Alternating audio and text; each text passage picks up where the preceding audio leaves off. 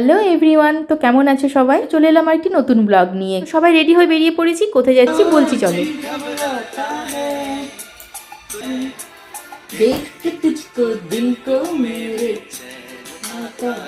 সকাল সকাল উঠে পড়ে স্নান টান করে নিয়ে আমি ফ্রেশ হয়ে রেডি হয়ে পড়েছি। তারপরে ছেলেকে ঘুম থেকে জোর করে টেনে তুলে দিয়েছি, কারণ তখনও তার ঘুম থেকে ওঠার সময় হয়নি।